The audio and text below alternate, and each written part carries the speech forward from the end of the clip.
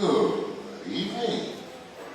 This is the City of Harvey City Council meeting. It is Monday, August 11th, 2025. The time is 7:08 p.m. Call this meeting to order. Would all of the members of the council please sign in, make themselves present.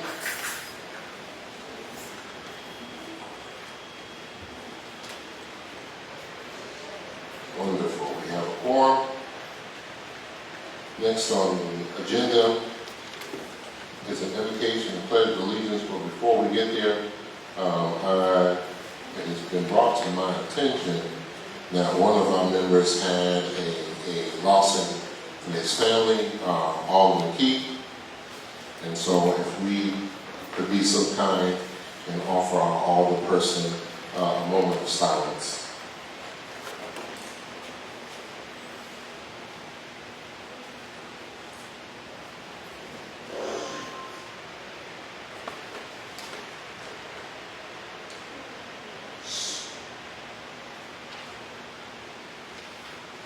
Thank you. Next on the agenda is our invocation and pledge of allegiance. Alderman Glenn, if you'd be so kind. All hearts and minds set on the Lord and Savior. Father, that we come to you at this moment, Lord, thanking you for everything that you've done for us this far, Lord, for all the provision and protection that you provide over each and every one of us, Lord. Lord, we want to continue to thank you. And now we come asking that you will usher in your Holy Spirit. Give us that confidence, give us that guidance to continue to lead and guide, Father. Not for our glory, but that your name be lifted up. In the mighty name of Jesus, I pray. Amen. Amen. Pledge allegiance to the flag of the United States of America and to the republic for which it stands, one nation, under God, indivisible, with liberty and justice for all.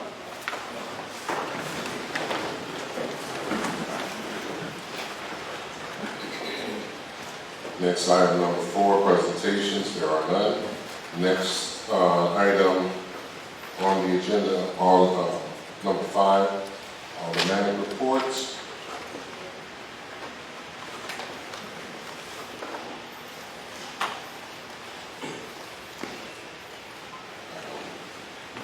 Start with the third ward.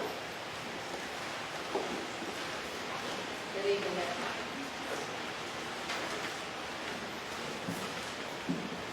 Good evening, everyone. Thank you for coming out tonight.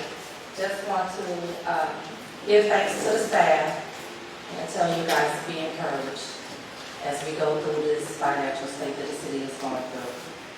Just be encouraged. I still want to always thank you guys and appreciate you guys hanging in there with us as we go through these financial troubles that we have. This is not something that we have created on our own.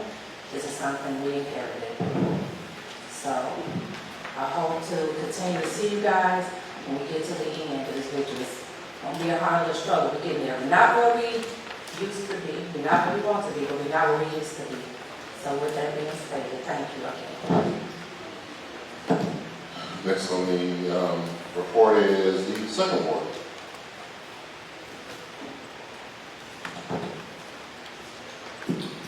Good evening, Second Ward in the City of Harvey. I want to begin by sharing a matter of personal and public concern. Recently, Mayor Clark, me and you, we emailed for a bid digitally, and I requested if we could have a meeting. And you did avail that meeting. You said that we could meet face to face. And I'm requesting to you in a public forum is that we meet digitally. With my arrest, with my mother's arrest, I just don't feel safe just yet to sit down and have that meeting with you. And so if you'd be so kind in the most collaborative way to further discuss what we need to do as it relates to more than 10% of the workforce being laid off. I'm also publicly and for the record asking that the city host a citywide forum. I see that we're having an upcoming meeting to express public concern, but if there could be a main focus around public safety and financial transparency. I believe that these are two of the most pressing concerns for Harvey residents. And you all deserve a safe space, open conversation and dialogue, where questions can be heard and answers be provided. On public safety, I was alarmed when I woke up to the ABC 7's news that a friend of mine's nephew had been murdered here on Des Plaines. I've been doing this family for a long time, and it's no secret. Public safety is going on across America at large. We need support, we need assistance.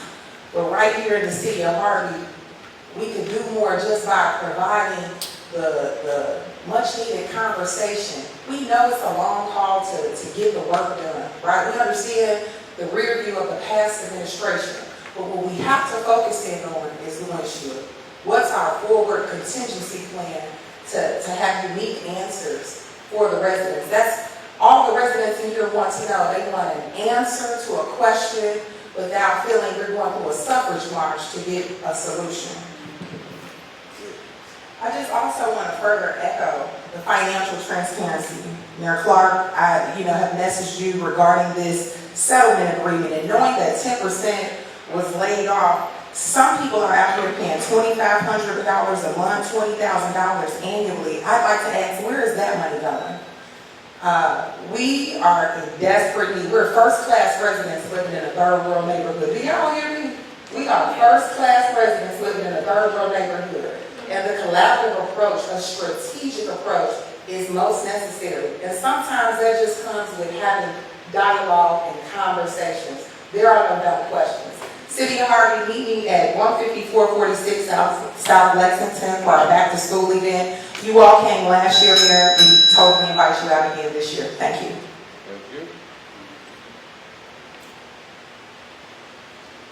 Thank you. Next is 4th Ward. Thank you, Mayor. I first want to thank everybody for coming out tonight, and really appreciate the mayor acknowledging, the loss of my brother. I have my nephew here. Quinn, you want to raise your hand? Right here. He's been hanging with me the weekend, and we've been having us a good time. It's just really emotional time right now. So, with that being said, I want to first start off with the gun violence that we have been having in the city recently. We have new gangs are establishing themselves in our town. I think Harvey is, excuse the way I said, but I think we're being to a certain point, we're being pumped out. Well, what I mean by that is people come here, they dump stuff all over. We got vacant houses, people be squatting in houses. Everything that somebody want to do, it seems like they come to Harvey and do it, And we have to be able to stop that reputation. And when it comes to this gun violence, when it comes to our city council, because if you pay attention, the 4 entities that we have the library district, the school district, the park district, and the city. And between all 4, it's always some type of unevenness that's going on around. And as a city, I think we need to set the example first and to show that regardless of how you feel about a person, we have a city that we have to take care of. And mostly, we cannot teach these young youths about gang violence and fighting against each other if we can't set an example that we can't get along ourselves. We have to set that tone. And then we can have people talk, and we can have the nerve to talk to somebody and tell somebody what they shouldn't be out here doing when we out here doing things just as bad, So I think that's something that really needs to be addressed. I'm also concerned about the recent layoffs that we had with the city and where's the city standing at. I'm willing to get out here and help and do the best I can, but our city is really looking pretty bad right now, and we are in a situation. I just think these need to be addressed to get things going in the right direction, to show where we can all help each other, what suggestions we have, and it's time for everybody to put their sleeves on up. So finish with that. I will be having a public safety meeting this Wednesday. hosted with me and all the wonderful chaplain. I passed out some flyers, so if anybody didn't get one, please, let me know. And I encourage y'all to come on out to give your concerns and suggestions and your support. Thank you. Thank you. Next is the 5th Ward. Thank you, sir. I also would like to thank all the residents that took the time to be here today. I want to also just kind of give a nice praise report. I believe that we have to give honor where honor is due. And to each and every one of our department heads, I want to tell you thank you. I believe that I have so many examples from working with each and every one of you. The duties assigned to you have been thrown out of the window and you all completely go beyond the call of duty. I hate to use names, but I have to say this. Chief Biddy, thank you, brother. Ms. Davis, thank you. Pastor Harris, thank you. Rick Sucker, thank you. Most importantly, I'm going to say this because I've said it privately. Mayor Clark, I thank you. It doesn't matter what time of day that I call, he's there. And many times it's, okay, where you at? And he pulls up. We have to understand something that if we're going to be successful here, we can't stick to our duties. I'm definitely telling you, if we're going to be successful here, we're going to have people around us that are willing to say, okay, how do we solve the problem? Because we may not be able to completely erase the problem, but we can make it doable. And I've seen that on many occasions where we can't tear down a house in such and such, but we're going to make it safe. And we're going to make sure it's clean until we can. We cannot repair the whole street. I'm sorry that you had to run over there, that your kids have to deal with that when they're trying to ride a bike on the sidewalk. But what we can do is that we can do a good patch over it and make it safe.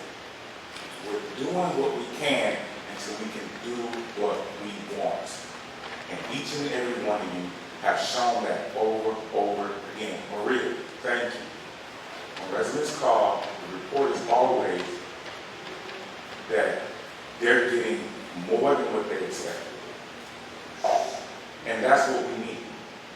So we're going to do what we can do until we do what we want to do. I want to thank all the residents that came out to our 5th Ward meeting on August 2nd. That was so great to see everyone out. And just get back in touch with what's going on with city business and what we're looking to do, not just now, but also in 2026. Got a lot of good input from you all. Most importantly, I'm starting to see the residents are really understanding the issues and what it takes to solve them. And that's why they are becoming a little bit more patient, because they can see that we are doing something. We're not just ignoring it. It may not be the best thing, but we're doing the right thing that we can do right now. Thank you. Next is the 6th Ward. All right. Thank you, Mayor.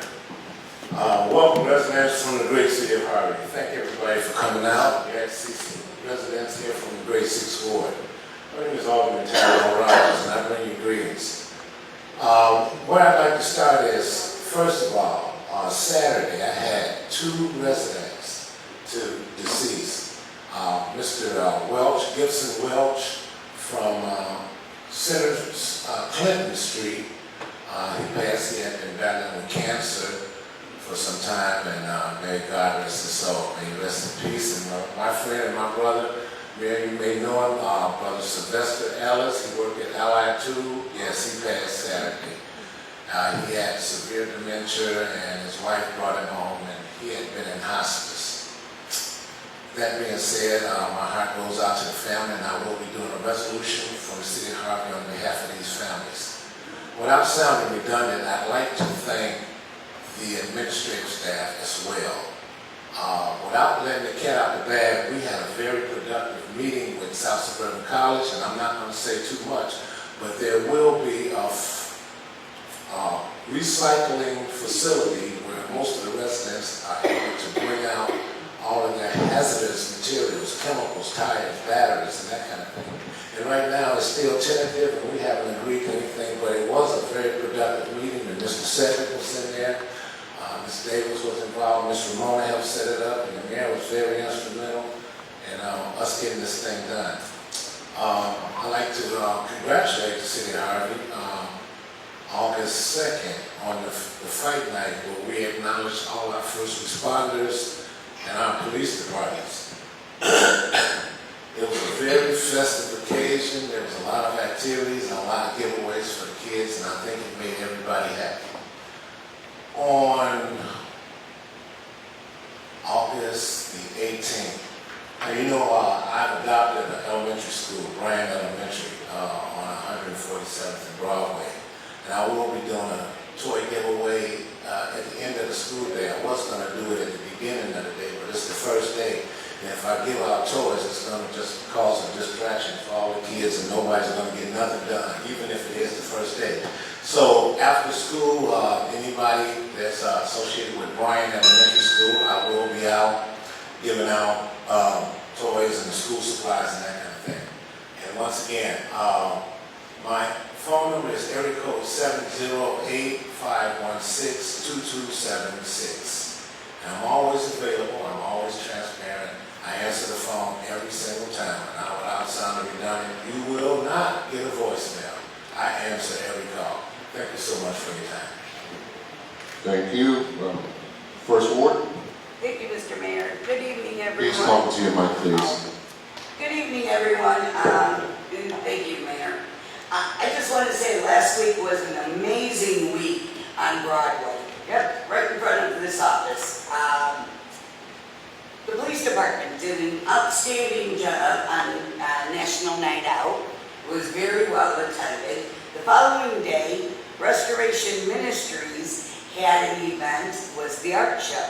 Now, I don't know if anyone attended, but there was over 100, 150 people, and I happened to go with the clerk. And I was amazed. People from Homewood, people from South Holland, throughout our communities here in Harvey participating in this event. It was beautiful. In case you don't know, Restoration Ministries offers art classes, dance classes, jazz band, ballerina for $10 a semester.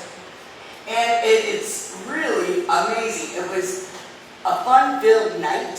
We were all outside. I took pictures. It was a beautiful night. I was very excited.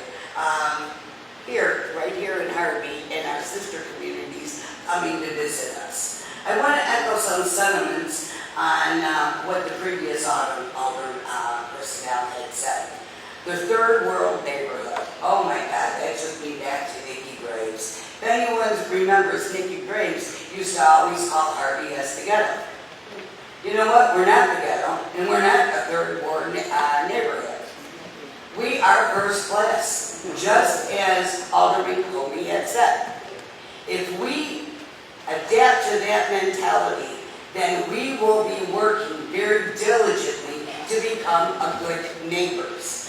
Last week, no, I just take it back, Saturday, right down the street from my house, Alderman Keyes talked about the violence. I live on Union Street. This occurred on Emerald. There was a party, over 150 people in attendance at a house party. Now, thank God there was no violence, but nevertheless, it's hot out there, people are drinking, violence can occur. We have violence throughout the south suburbs. In every community, we have to be watchful. It's not the police department, it's not the mayor, because I gotta tell you, we have a phenomenal police department. Public safety, as people talked about, absolutely. They are spearheading a public safety meeting. The town meetings. If you have questions, as Alderman Colby had mentioned, come to the town meetings. The mayor holds these every so often, quarter, and all your questions can be answered. So you are our top priority, and yes, we are first class. Thank you. Thank you. Thank you everyone for their reports. Next on the agenda is public comment. Public comment is encouraged and appreciated. It is the only opportunity for the public to address the City Council on agenda items and any other city-related business. In order to accomplish all business on the agenda and be respectful of everyone's time, council members will not engage in dialogue with individual members of the audience, and no immediate action will be taken on any public comment issue.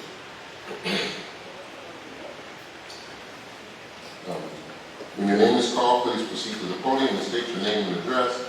Please limit your comments to 3 minutes. No speaker may donate his or her time to another speaker. Comments shall be courteous and respectful at all times. No person may use public comment for the purpose of campaign or advertisement. This is not a question and answer time, and council cannot engage in conversation in public. Questions and concerns about operations should be addressed with city staff during regular business hours. As I have previously discussed in other meetings, talking about specifically the attacks, the venom, the vitriol that seems to take place in public comment, it forces me, in my opinion, to make sure that I announce that while people have freedom of speech to say what they choose regarding particular issues in the city, it does not necessarily mean that what they are saying is true. This is their opinion, and they have a right to it, and we are here to hear it. That being said, when I call your name, please step forward. It is Reverend M. King Jr., followed by Chappelle Hooks. Development King, Reverend King, 216 Tiger Boulevard, Harvey, Illinois. I was waking up in my sleep Sunday, early 3 o'clock Sunday morning by a shooting. Before my bed, I was rocked out of my bed by the high-powered weapon that was being fired. And down the street, a neighbor in a minivan, a red one, he was blown to pieces. You can see it on YouTube. And on that same street, there's my neighbor across the street, so she's going to move out of Harvey. And the reason she's going to move out of Harvey, first of all, she bought a house in Harvey about 3 years ago with the idea of having a nice place, not in the city. And so now she's there. They broke into her house, and they also tried to steal her car. But what she's really mad about is that the Harvey police showed up 17 minutes late, while the neighbors said that they were out there 17 minutes late. And by the time they got there, it was all over. My suggestion for the Harvey police, since I was the chief years ago in Phoenix, is to station somebody on the weekends, on those Sunday nights and things, when things are happening. Why should it take you 17 minutes to get to a place when you're supposed to be stationed in all 6 wards? Now, something is wrong with that picture. I don't care how many officers you put in here for this, but it's not enough officers on the street. And yes, I'm going to go with visual. I'm going to go with visual because I'm not going to be waking out of my bed and my wife and I and all my kids in danger for getting shot because people are late. They come there late. Now, I did get footage, and I told the officer I couldn't get enough footage, the right footage, because the video didn't come out good. I did see some flashes, but I didn't get the right footage. But here's what I'm telling you. We can't have this. And I'm going to tell you something. There were some promises made. Some promises made by an individual. They said, lower the minimum bill from $59 to $39. You only pay for water you use. Make bills more transparent so you can calculate your own bill. Lower your current water rate from 78 cents to 0.506. Lower your current sewer fee from $10 to $7.50. Remove the $2 administration fee, which is still sitting there long after the campaign. Lower the connection fees from $100 to $25. Last time I was at City Hall, there was an 80-some-year-old woman trying to get a water turned on. And the lady right over here, she knows who I am. She saw me, right? And I paid for that lady's water bill. And why? Because they were overcharging an 80-some-year-old woman $300 for 1 month. You tell me what kind of City Hall. Are they checking anything? Are they checking what the citizens are doing? Are they really taking care of the seniors, or are they stiffing them for money? Because what I can see right now, they're stiffing for the money. All you inspectors and all you people that are supposed to do your job, get out there and inspect those meters. And support the police. I say support them, but at the same time, allow the police to patrol certain areas at certain weekends and things. I'm tired and sick of leaving this meeting every time I come here and watch the prostitute. The same one is still operating out there, and I come here and I'm being told that they moved off the street. But they missed one, because I see her every time I come home. And I'm telling you, I'm sick of it. The 6th ward is a piece of garbage. Thank you very much. Next is Chappelle Hooks, followed by Ryan Sinwellski. Hello, Harvey. My name is Chappelle Hooks. I am a Harvey Library trustee since 2023. So let's talk about the gun violence, which gun violence has been going on everywhere forever. It just is sad that when you had automatic comments, Alderman Rogers, you didn't mention anything about the mass shooting and the shooting in front of Melville King's house. Those 7 people got shot, including a 4-year-old boy. The 2 people that was the suspects, one was killed and one was shot. None of that. Y'all ain't telling the people nothing. Then the police get up there and do a little press conference, and then you clearly state that y'all been knew who did it. Y'all know who doing this stuff, and y'all letting them go all around through Harvey, shooting and killing people. So that means that you all are allowing this to happen. There is no such thing as that, the police can't stop it. No, yes you can, because if you stated, and I believe it was you, Charles, said that, and y'all gave the addresses, the dates, the times, and all this stuff. Y'all knew all this. Why y'all ain't stopping? You got Kentavia was killed on her birthday. That's right there, right behind where he stayed at on Paulina, 157th and Paulina. The other little girl Willow got shot. I mean, you got all these people and these innocent kids that's been killed, had nothing to do with the clubs, since y'all closed down the clubs, had nothing to do with that. We losing businesses. You talking about all this money. I mean, what y'all gonna do? Just tell everybody what y'all gonna do. Because this here don't make sense. Yeah, we first class, but how? How are we first class? But y'all sure got these 100-screen TVs sitting up here, talking about we broke, ain't got no money. Hassan got away with $6 million in back taxes. And I hear Alderwoman Smith didn't mention nothing about that when y'all was talking about the $6 million y'all ain't getting. What happened to that? What y'all gonna do? I mean, y'all sitting up here talking all this stuff about what's good and giving all these people kudos. I can't see how and where's it showing at? Them people you might as well say they been laid off because they ain't been doing their jobs. Harvey been looking like garbage. So y'all need to do something about all this. Thank you. Next is Ryan Sinwellski, followed by Ruby Donahue.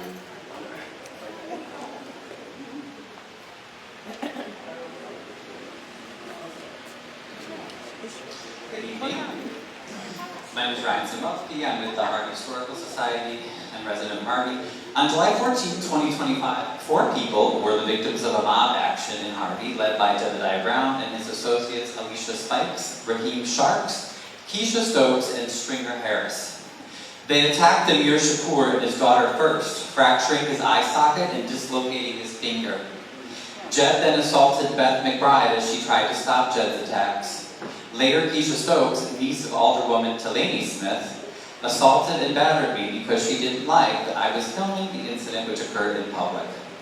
What were Alderwoman Smith and her niece doing at the crime scene that was so secret that she brutally attacked me, trying to destroy my phone so it would not record what they were doing? Why did Harvey police allow Jed and his goons to flee the scene not once, but twice? Why was Stringer Harris not arrested and charged? Why were they all sent home after a few hours, like kids in detention, without being properly arrested, booked, or charged? Why were Jed's and Keisha's vehicles not towed, while Harvey police routinely tow innocent people's cars just to get cash out of them? Why haven't charges been filed in Cook County Circuit Court? Why are Mayor Clark and Harvey police protecting those causing violence in our community? We want answers and we want them now. On July 28, 2025, I reported to Harvey police that Jedediah Brown had violated my stalking no contact order I told Officer Griffin I expected Harvey Police to arrest Mr. Brown in accordance with Illinois law, which states, according to the Illinois Domestic Violence Act 750 ILCS 60/223, a law enforcement officer shall arrest the respondent when the officer has probable cause to believe the respondent has violated an order of protection. On August 7th, I spoke via phone to Detective Magana, who was in the back, and once again said I did not feel safe and I expected Harvey Police to enforce the law and arrest Mr. Brown immediately. However, as you can see, Mr. Brown sits in this chamber and still has not been arrested.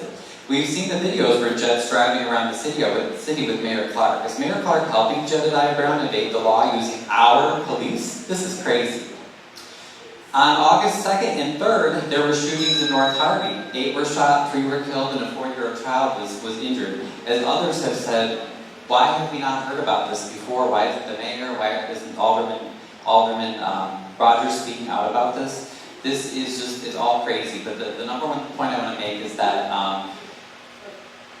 Jedediah Brown should have been arrested July 28th. So if you don't see that happening tonight, feel free to reach out to me. You can be a witness when we go back to court. Thank you. Thank you. Next up is Ruby Donahue, followed by Jedediah Brown.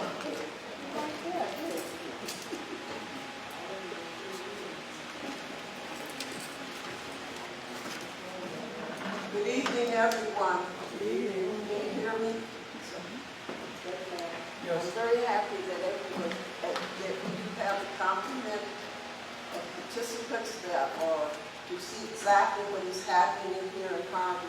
And tragically, more or less heard the problems that we seem to be having. Many of these things that are occurring are because we don't have the support of your neighbor. They go about, and I'm going to say they in generality, everything cannot be blamed on the administration because we need help. We need help. And I'm going to tell you why. Because you have people that are actually squatters right here coming right under your eyes. They don't belong in Harvey. They never have, they never will do anything to flourish. But they will actually blame everyone but themselves. So that is why I got up here to say this, but I had something written down, but it came to my mind that these things have happened to me. And I'm going to say that the building department and everything has reached out in many instances to try and curtail some of the things that have been occurring, but the rate of viability that is needed is not here. You need to work together. You're not doing that. You're cocooning yourselves to the extent that we are not really flourishing, as you may say, because we have no community activity. It is absolutely ridiculous.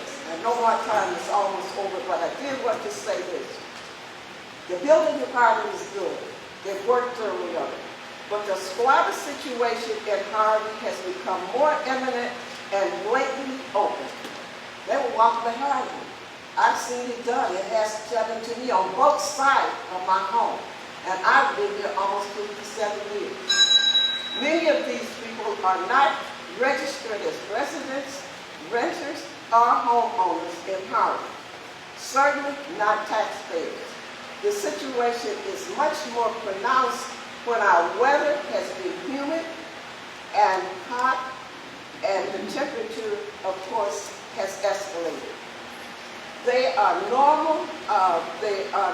normally choosing havens and houses that are located in areas that are being well maintained. Thank you very much. Your time is up.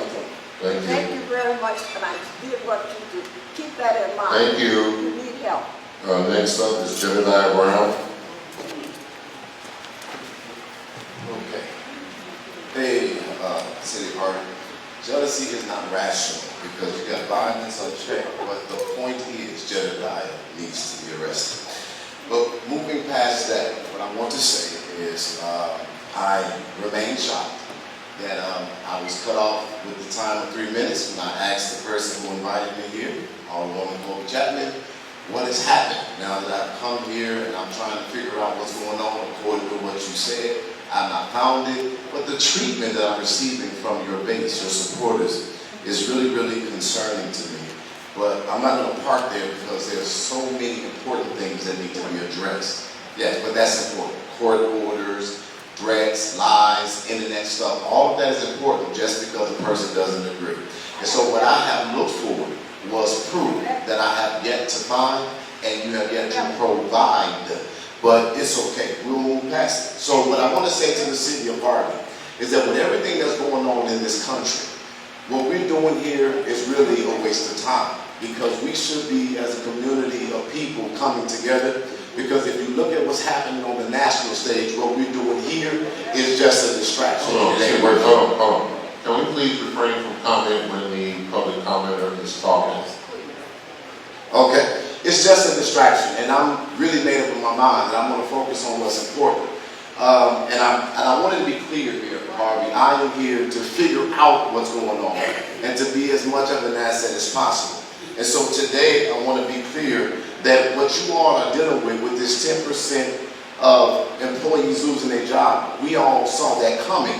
But it's still worse coming down the pipe if we don't get a hold of reality and change the way we're operating. And what do I mean by that? The collection rates of this county, you will see that Harvey is number 3 as it relates to the community that collects its lowest taxes.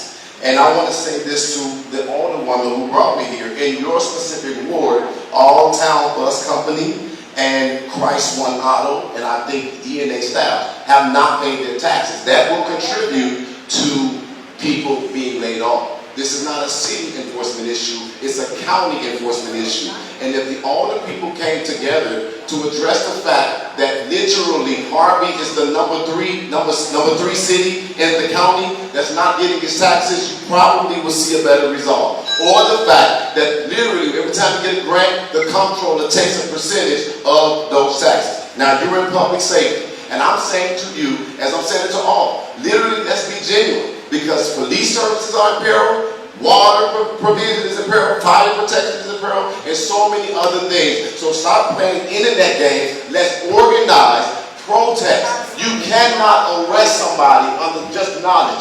You got to have evidence, and there's a double jeopardy clause. Police, you're doing a great job. So many things I wish I could say. God bless you.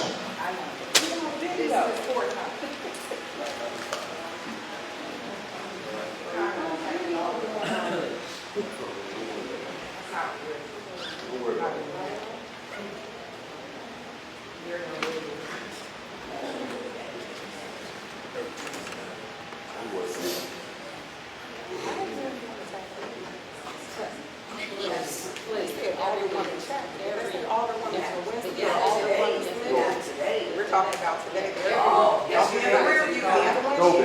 oh, yeah, just wait outside.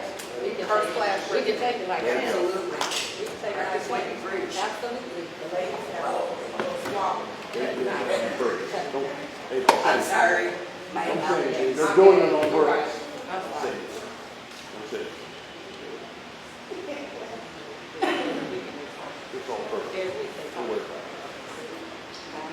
It would be nice if we could all be respectful of each other. Now, I will say that when I read the initial statement for public comment, I say in that is that we need to be courteous and respectful at all times. Now, either we can apply that over the whole group and we all get it, or we don't apply it at all.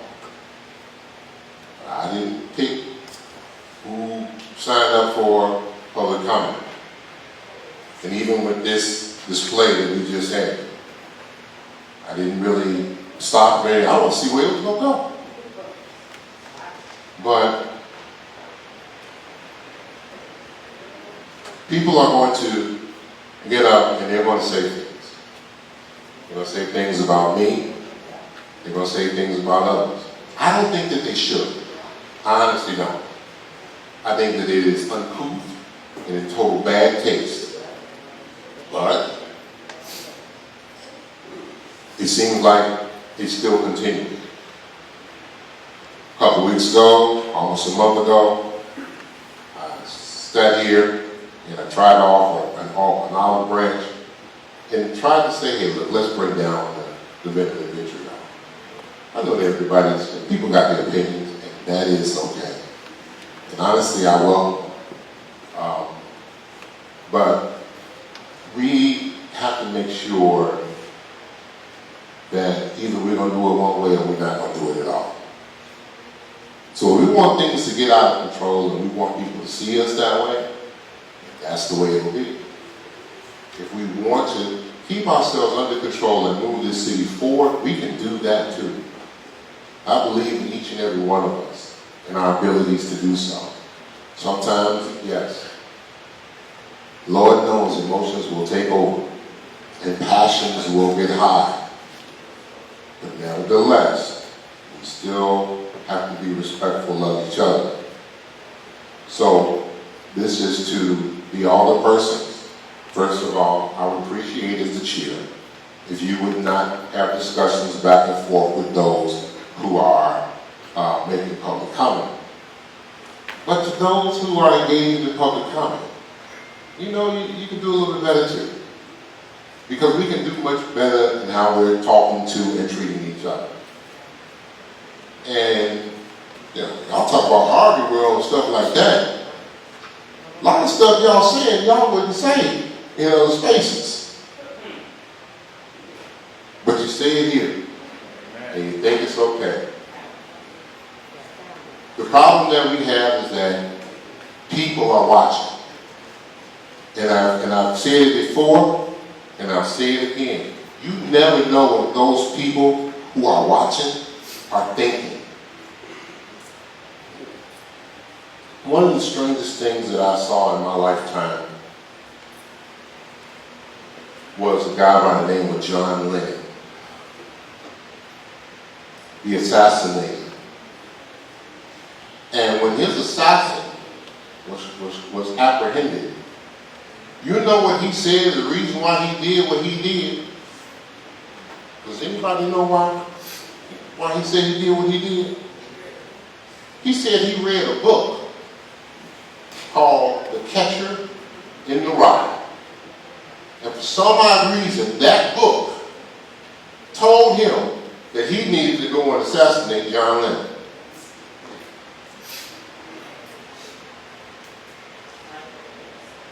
It just shows that the mental instability is real. And sometimes when we put this vitriol out here, we may not even mean it really for each other because, you know, we family, and family do that sometimes. But there are other people who are paying attention. There are people who travel here from Nebraska and travel here from Canada because they see this on Facebook and YouTube, and they don't quite understand what's going on. We don't want people to get hurt. I'm going to say it again. We don't want people to get hurt. So please, if nothing else, when you make your public comments and when you're listening to the public comments, let's just try to step back for a minute and think of the broader impacts of what we're saying and what we're doing. Okay? I thank you very much for listening. Next is our departmental reports.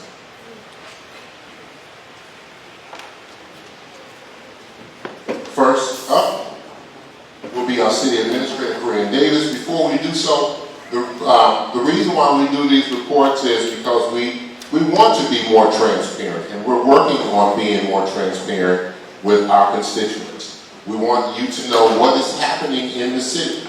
We want you to know the work that has been done on your behalf. While there are some that believe believe that we should always govern by committee in everything that we do, which I will say honestly, I don't agree with that, but people have the right to their own opinions. Donald Trump doesn't come and knock on my door and ask if it's okay for him to pass the big, beautiful bill. And Governor Pritzker doesn't come to the city of Harvey and ask us if it's okay for him to sign the squatters law. And our state reps and our state senators don't come here and ask us if it's okay for them to do the work and pass the myriad of bills that they pass. Neither do they do that in the county. The reason why we allow them to do what they do is because we have elected them. They are our elected officials. And so, as a result,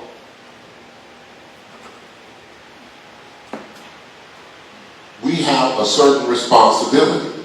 And once again, I said it before, I believe the council has done a good job overall in that. But what we want you to understand is what our departments are doing for you, what they are dealing with, the problems and the challenges that they are facing, and how they are overcoming those issues. It is making a better city, definitely. And we have people who can testify to that. So, that being said, we'll start our departmental reports, and then we should just follow as the agenda says for all of our department heads. Thank you.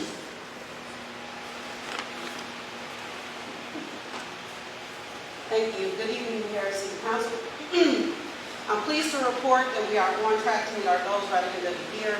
We've made strong progress across several areas. I want to take a moment to highlight the work that has been done to improve our city as it operates. To begin, we've started the process of digitizing our services. It means we're moving away from outdated paper systems and transitioning into a more modern digital approach. This shift has helped our departments work better together, improve service delivery, and make things easier, faster for residents. A great example of this is Building Inspection Services Department, which has streamlined its business license process earlier this year. What used to take longer is now much quicker, more consistent, and that's progress. We've also launched new online tools for the public. You can now pay your citations online. You can request police reports. All is available on our website, cityofharvey.il.gov. Infrastructure. We're prioritizing improvements to streetlights, curbs, sidewalks, and public service. I'm excited to announce that the sidewalk repairs on 151st Street between Ashland and Marshfield will start soon. We're waiting on the final confirmation from the contractor, and we'll start seeing development from that.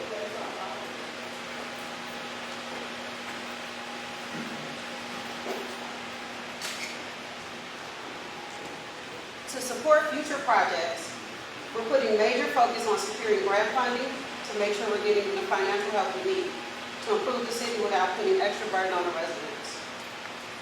Another big step we've taken is updating our municipal code. Many of our codes, laws are outdated. We're going through them piece by piece. This will help us run more smoothly, eliminate confusion, and build trust with the community. Next topic I would like to talk about is the tax collection rate. The tax collection revenue, some businesses have operated in the city way too long without paying the property taxes. This has been a major impact on our ability to staff departments, keep city services running at its full strength. In other communities, approximately 80% of their budget relies on tax revenue.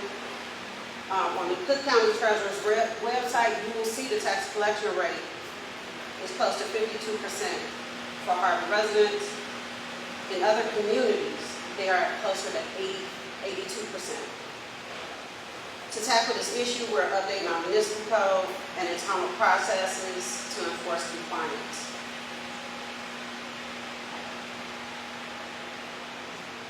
Our goal is simple. One of our goals are simple.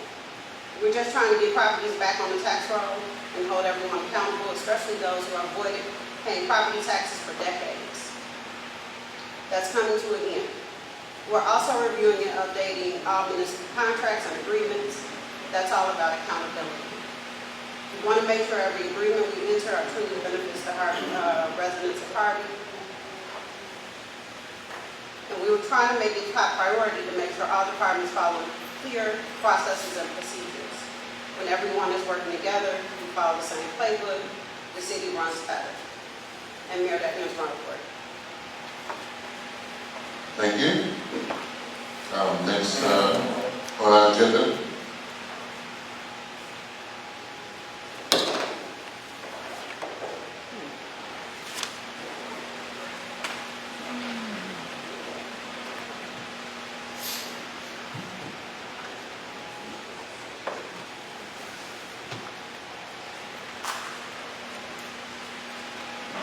Mayor, Councilman, and residents.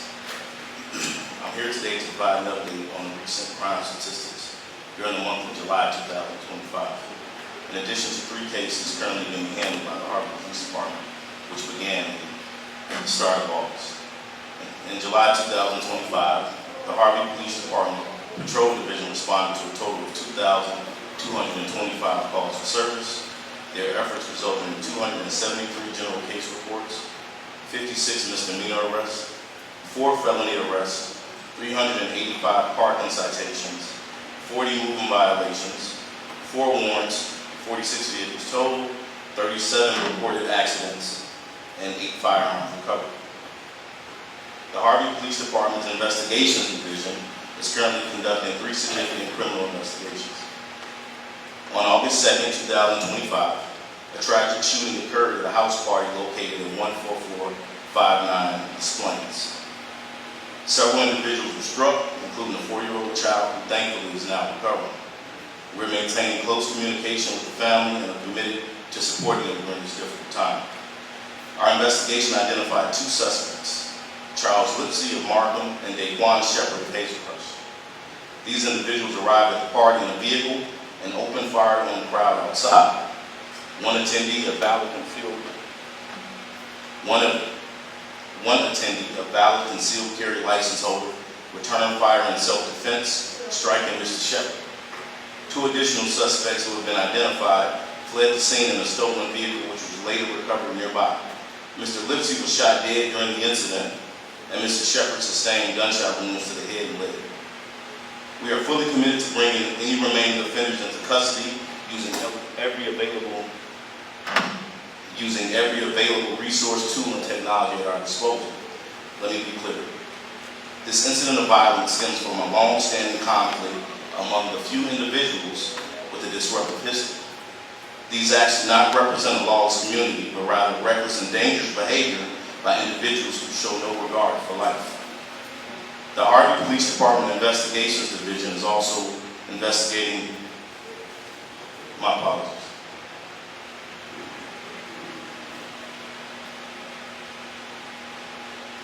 These acts do not represent a lawless community, but rather reckless and dangerous behavior by individuals who show no regard for life. When a 4-year-old child is shot, we should all be outraged. This is not a time for politics or self-serving agendas. It is time for our community to unite, work alongside law enforcement, and find ways to prevent such tragedies from reoccurring. Addressing this issue requires a joint effort beyond just policing. We recognize that people will continue to hold parties, but we urge everybody to do so responsibly. If you know individuals who have conflicts with certain groups, please discourage their participation in different festivities. Speak with your alderman.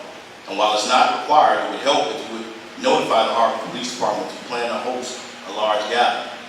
This allows for the police department to increase patrols and ensure safety. We are not omnipresent, but with your cooperation, we can better prepare and respond accordingly. I'm calling on all alderpersons, residents, and the Harvey Police Department to collaborate immediately. My team, in conjunction with the mayor's office, has already developed a saturation patrol plan to remove these individuals intent on disrupting our city's peace, a peace many communities take for granted.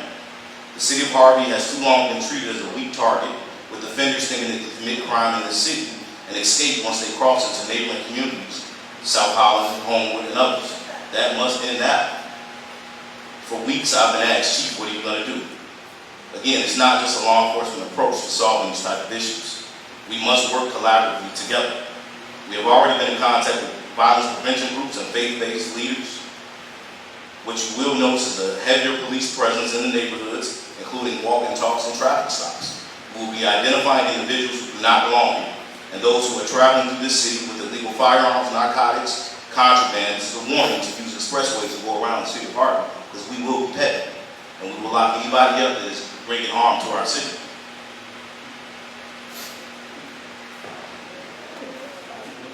The Harvey Police Department is serious about enforcing the law.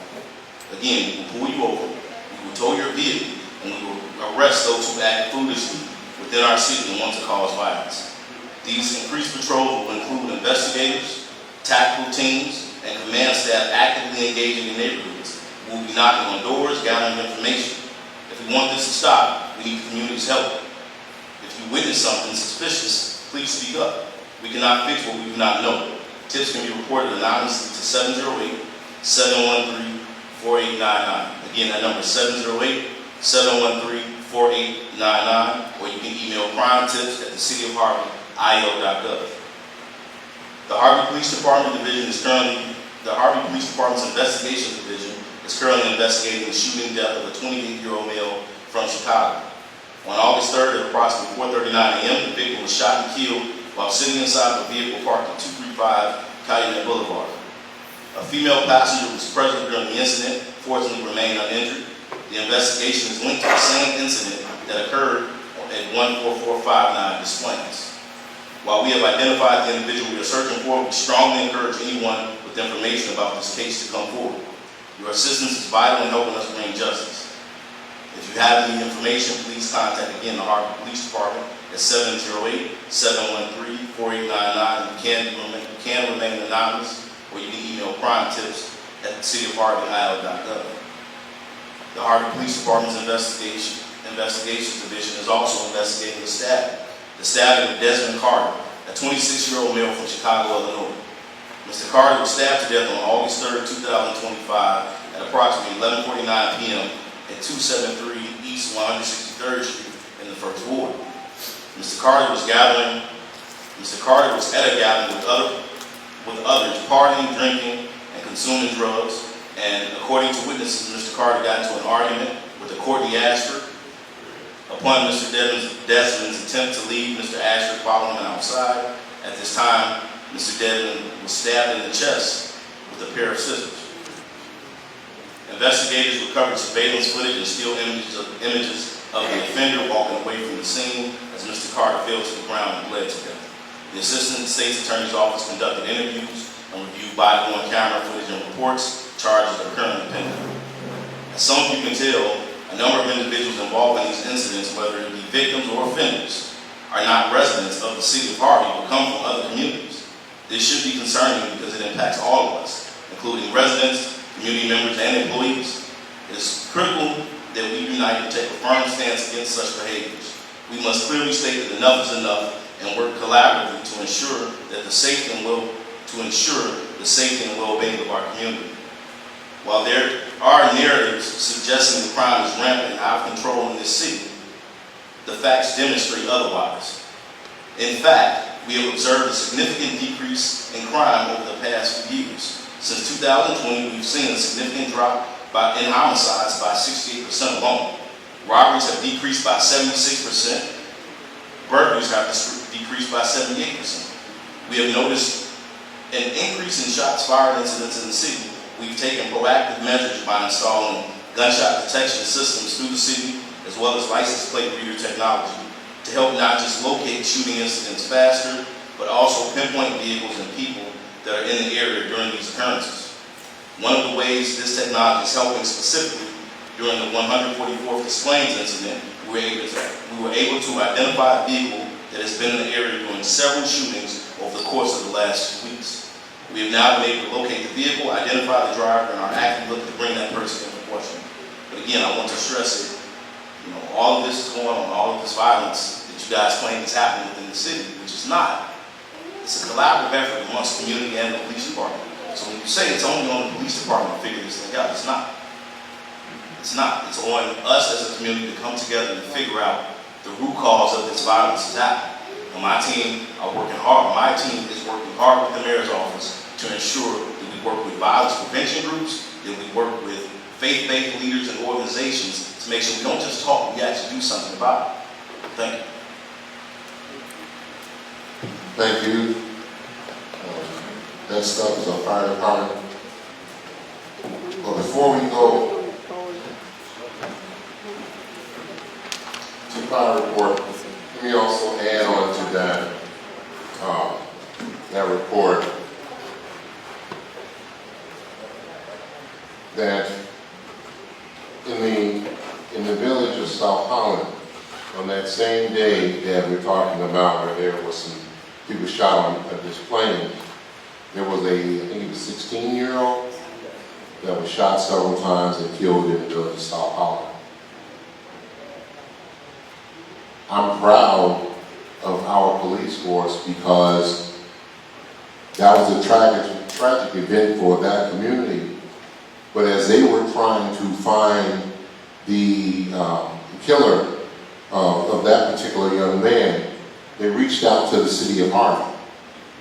The city of Harvey was already going through its own issues because we had what happened on that particular day. And we were dealing with, how many was it, 7? 8? There were 8 in total on that particular day. Even though we're not a part of the South Suburban Major Crimes Task Force, and we're not a part of the Major Crimes Task Force, has nothing to do with this administration. It has to do with the inequities, in my opinion, in the Southland on how they treat communities.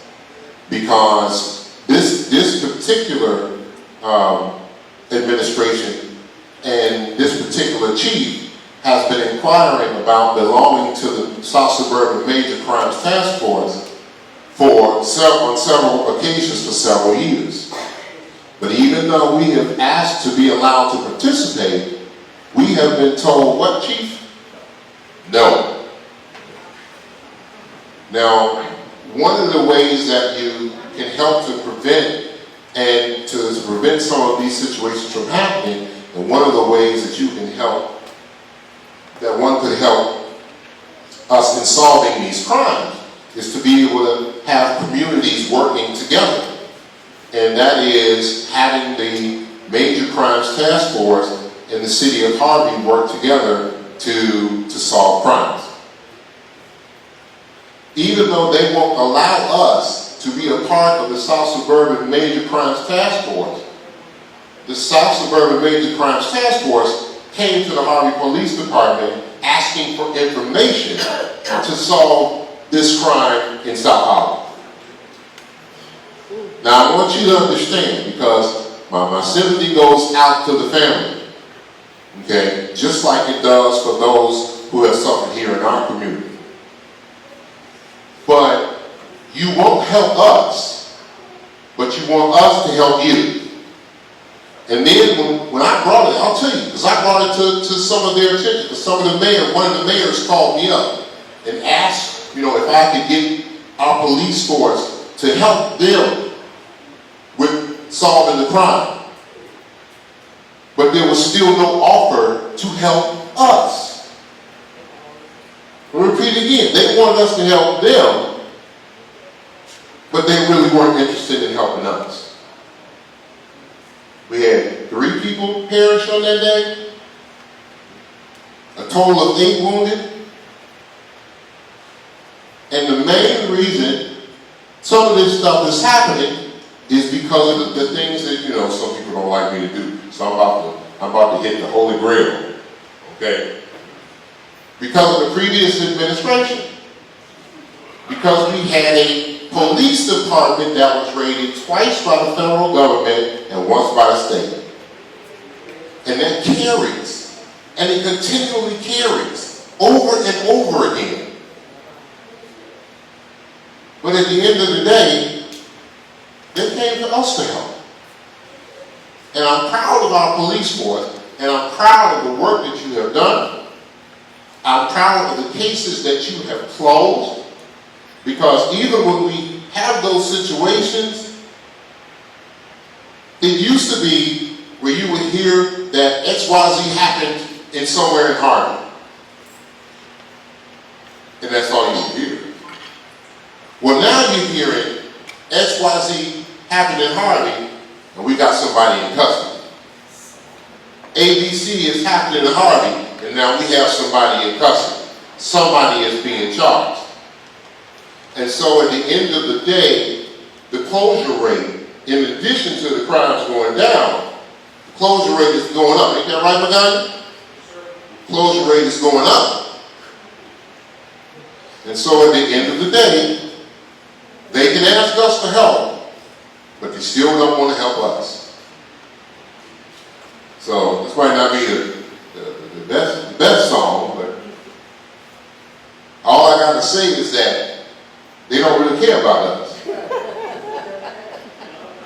Because they do what they want to do, and they're okay with using our resources, but they're not okay with us using theirs.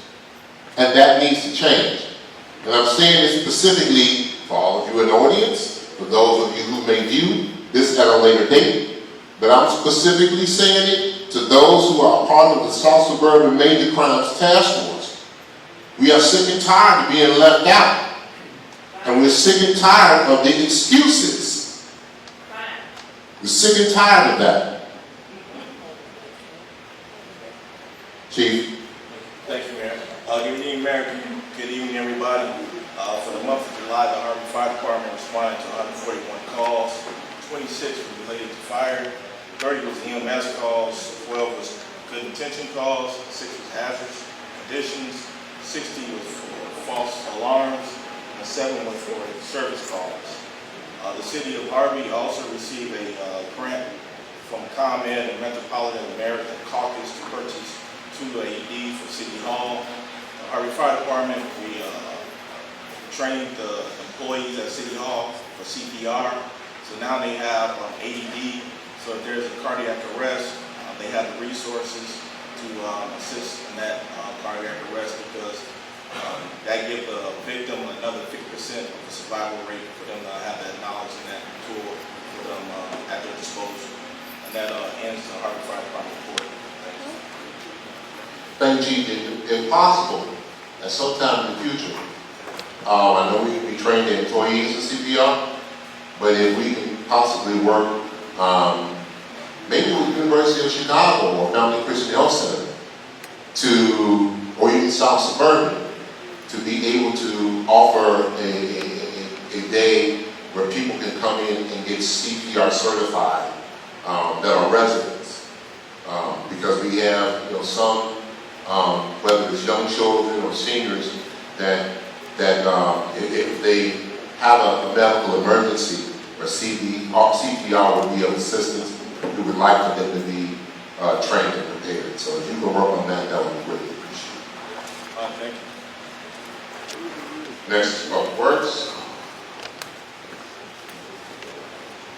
Good evening, Mayor Clark, members of the council, residents of the city of Harvey. I'm here today to provide some updates on work that's been happening within our streets and grounds, facility maintenance, and water divisions. I'll begin with the street facility grounds division. First, I'd like to acknowledge the assistance and cleanup effort for our team during the recent filming which took place on 154th Street in the downtown area. Team members provided critical support for production crews that began filming in the city on July 21st. Our team helped by setting up barricades, offering assistance where needed.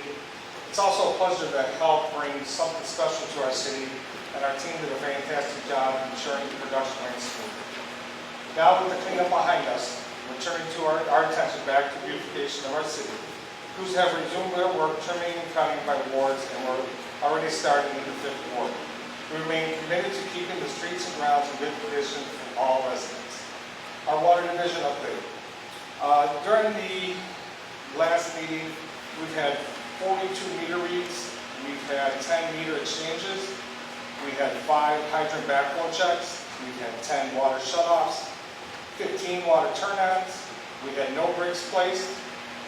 Red cards issued before, and no yellow or door hangers were distributed in that period. As you can see, our water division has been busy with a variety of tasks, ensuring that water services are maintained and that everything continues to run smoothly for our residents. In light of recent events, the department remains dedicated and committed to serve the city of Harvey and its residents. We are focused on being responsive, efficient, and we continue hard work to maintain the high standards of service that this community deserves. Thank you all. That is my report. Thank you. Next is economic development. Yeah, good evening, Mayor, City Council, members here, citizens. My name is Cesar Suarez. I'm the Economic Development Director, and my main responsibility is business development, planning and zoning, and property sales. And on the issue of business development, it's about growing jobs and investment. And so one of the great tools that we have here for economic development is the Class 8 property tax abatement program. And I wanted to say now that I've looked at all the applications we've ever received.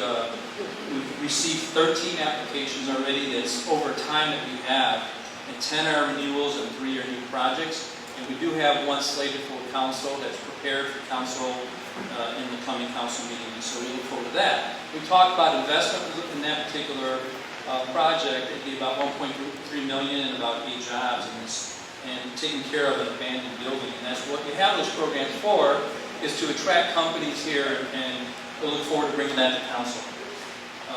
With planning and zoning, it's really about building quality of life. And you do that by using your zoning code to allow certain businesses to be in certain places, and also to negotiate improvements to their property. And just in there, zoning clearances.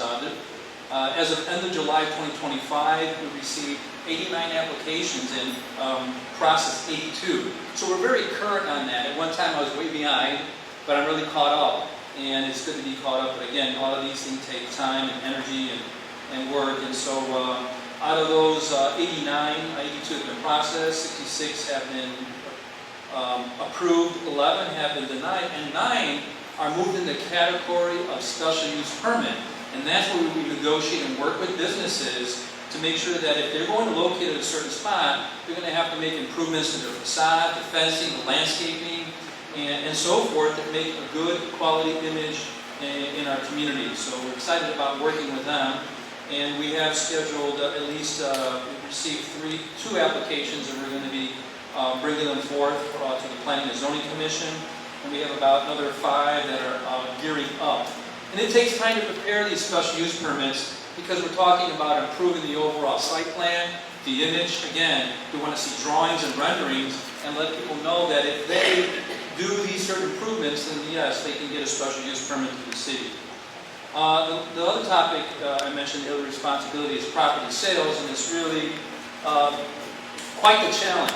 I mean, if you look at what's out there, it's an interesting statistic to know, and I've been tracking this over time, that we have nearly 2,000 vacant lots, 1,500 abandoned buildings, and of all of those, if you add them all up, 94% of that are privately owned. And you can see where the problem lies. It is hard for the city to deal with property that we don't own. So how do we deal with that? This is a monumental task, and the answer is to work in obtaining control of abandoned properties. Through a program that we can take these abandoned properties and make them ours by working with partners and collaborators, residents who want to deal with their side yard, businesses that want to do home improvement, people who are flippers. We want to work with all of them, and we work with them by going through a judicial deed, a tax deed, a deed in lieu of foreclosure, in whatever manner we can get to take, again, that property and work with the city in partnership with them. That is really the goal. That's a long task. And we're not talking about doing a handful a year. We're looking at trying to do hundreds, if not 200. And that kind of system requires building something, a system that we're in the process of doing.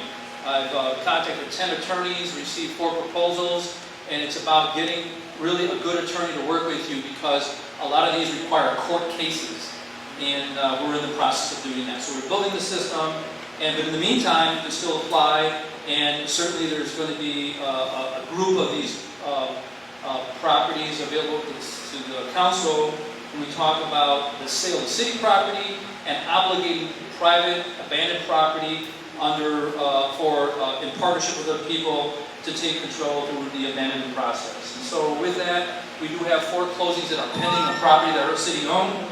And really, together, I think we can then really, as partners, grow jobs and investment, improve quality of life, and revitalize our neighborhood through these processes I speak of. Thank you. Thank you. Next, we have the building department.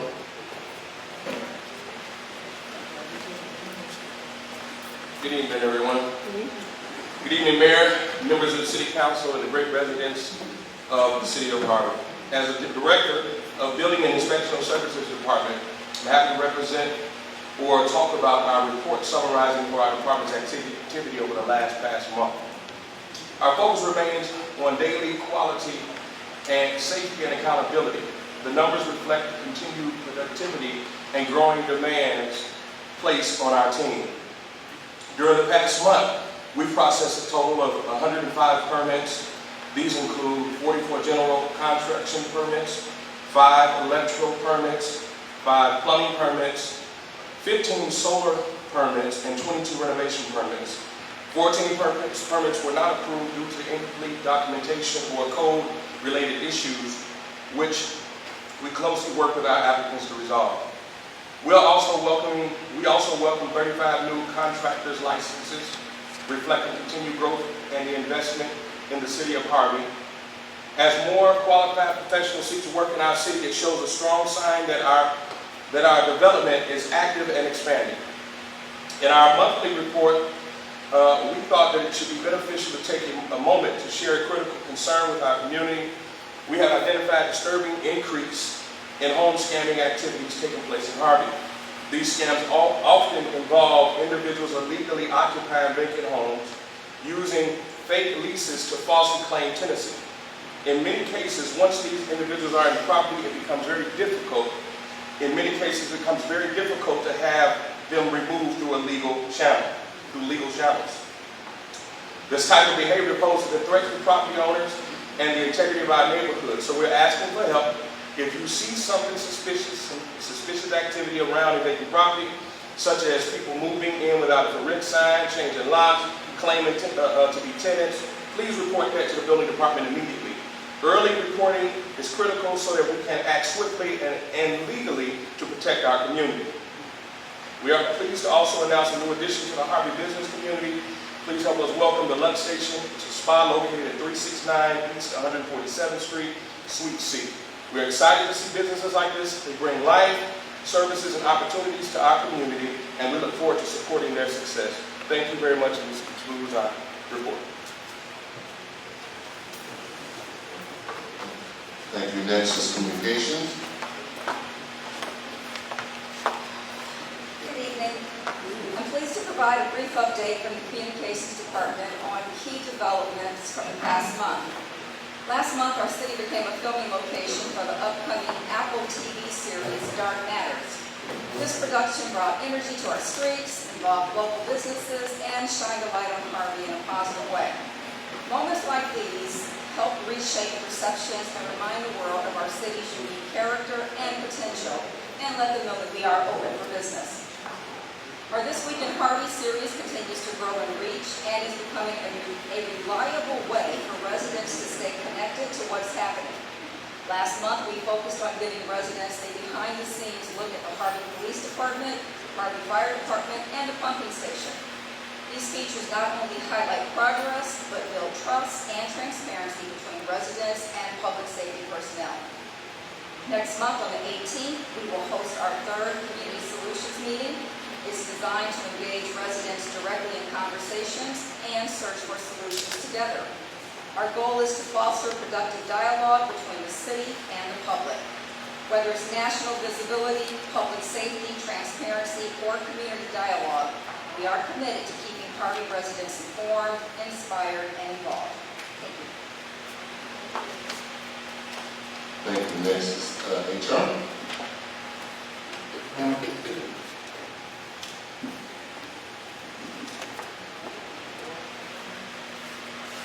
Good evening, I'm the Director of Human Resources. 56% of candidates are seeking employment opportunities beyond their existing fields of expertise. So therefore, the Human Resource Department has updated the onboarding process by conducting additional reviews of employee references, performing more thorough background checks, and implementing 2 rounds of interviews. This current process takes 2 to 3 days, but it helps to ensure the qualified employees are selected for the city of Harvey. Despite a recent 10% reduction in staff, Harvey continues to operate effectively. Human Resources continue to maintain employees by offering benefits, development, and well-being support, resulting in a more skilled workforce ready to serve the community. We're nearing our open enrollment period, which will provide employees opportunity to explore new medical benefits. We successfully completed our summer internship program with the CETA students, providing hands-on learning about municipal operations. One student learned directly from the city collector about home buying and ownership in the city of Harvey. She stated, "At my age, no one has ever taken the time to show me how to be a homeowner." And she was very grateful for that opportunity. The CETA students also regretted the opportunity to have a question and answer session with Mayor Clark. Several students stated that sitting up and close to a mayor was a chance of a lifetime, and they'll never forget that. The mayor answered each and every question and welcomed all to come back and visit him at any time. And if they ever needed a letter of recommendation, he would be more than happy to give it to them. Helping one person may not change the world, but it could change the world for one person. This concludes my report. Thank you. Next, we have Senior Services.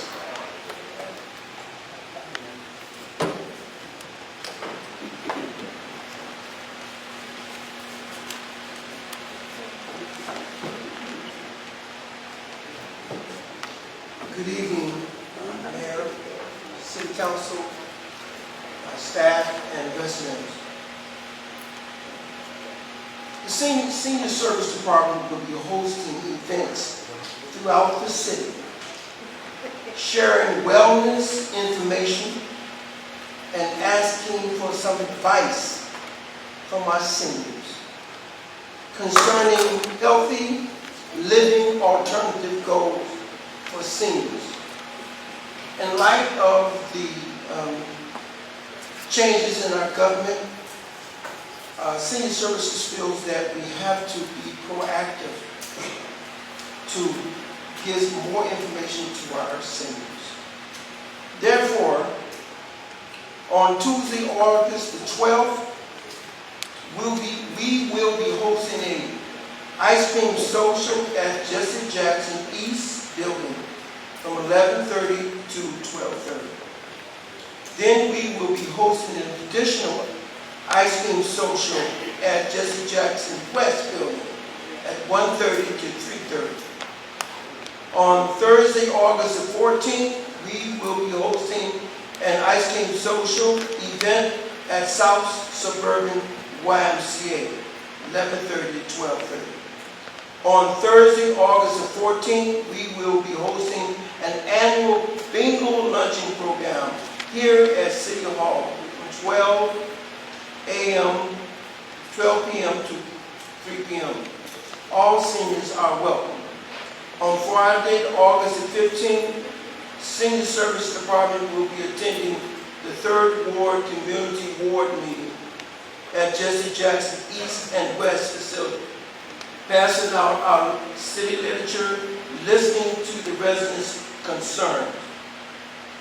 In closing, Wednesday, August the 20th is our annual Seniors with an Attitude of Gratitude meeting with our seniors at City Hall.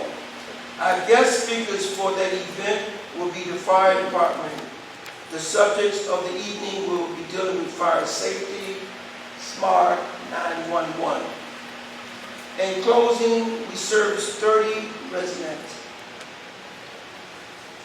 I would like to add that we as a community must focus on getting ideas for our seniors. They're the backbones of our community. That ends my report. Thank you, and finally, we have the revenue department.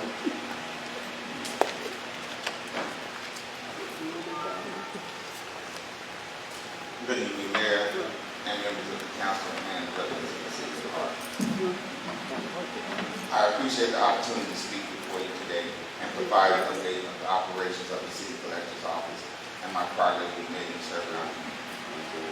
The mission of our office is simple but light: to ensure the city's revenue is collected fairly, efficiently, and transparently, so that all the funds entrusted to us are used to improve the quality of the residents and the city. Over the last 6 months, I've worked diligently to streamline processes, improve customer service, and enhance the accuracy of financial records. I am pleased to report the collection rates have increased, both improved outreach and more convenient payment options and residents and for businesses. We have reduced late payment penalties by focusing on proactive reminders, assisting by returning calls and emails in a time-sensitive manner. Our office is pleased to implement new digital tools and make payment processes faster and secure and more accessible, saving both time and taxpayer dollars. I want to emphasize that the improvements are not just about numbers, but they are about trust.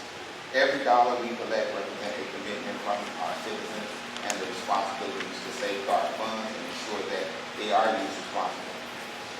Looking ahead, our priorities will include continuing to modernize our system and greater efficiency on the city's website, expanding public education we have also updated the How Do I tab to make it more where you can see and reach out to departments and communication, strengthening communication between departments and residents.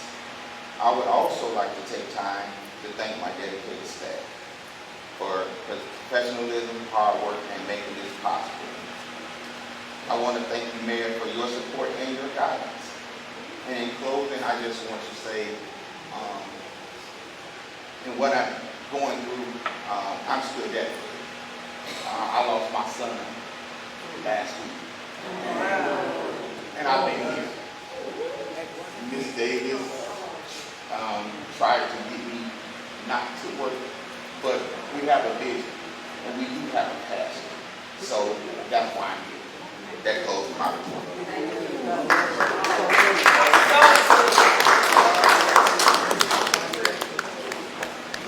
On that note, before I get into the rest of it, mayoral comment, we express, of course, our condolences again, and it's just an example of the type of people that we have working for the Harvey, for the city of Harvey, this administration.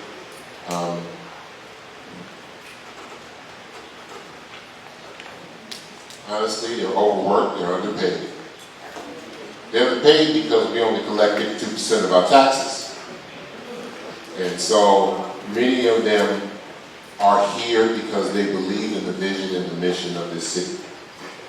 And I'm grateful, and the residents are grateful as well for the work that all of you do and the sacrifices that you make. So thank you.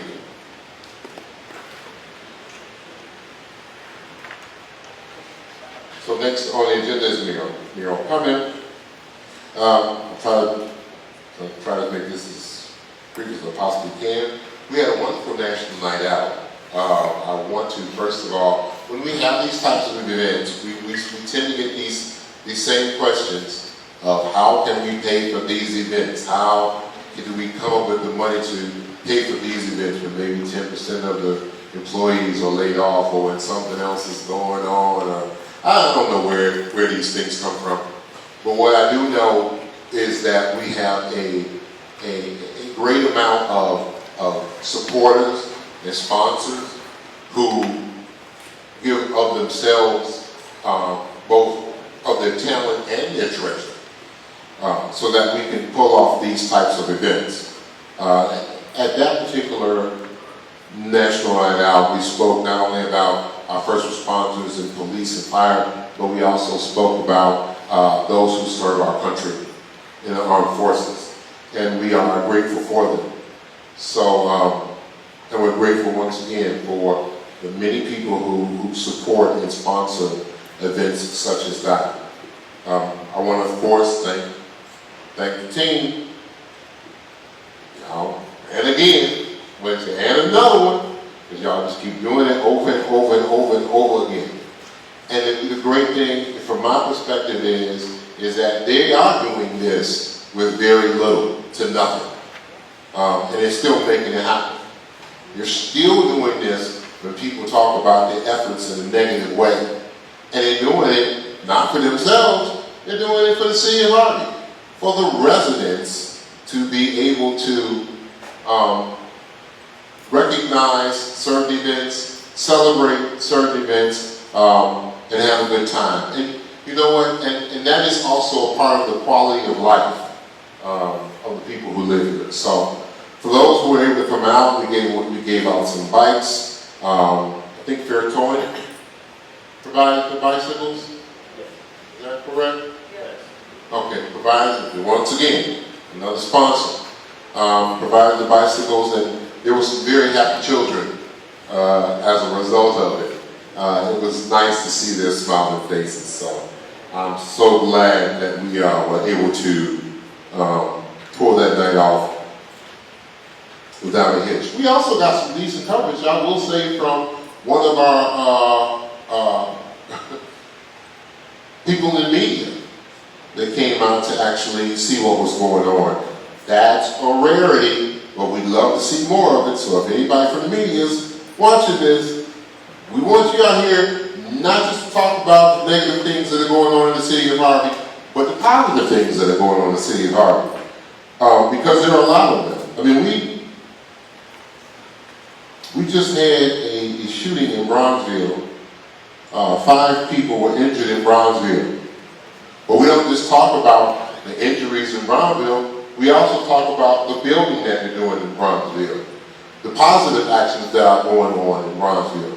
We would like to be weighed with that same, measured with that same yardstick. So where you see something, if you got something bad to report something good. You know, if you got a negative or something that you don't like, come up with something positive. Because I'm sure that you can. It might be difficult for some who engage in negative behavior as a lifestyle, but for everybody else, we can do this.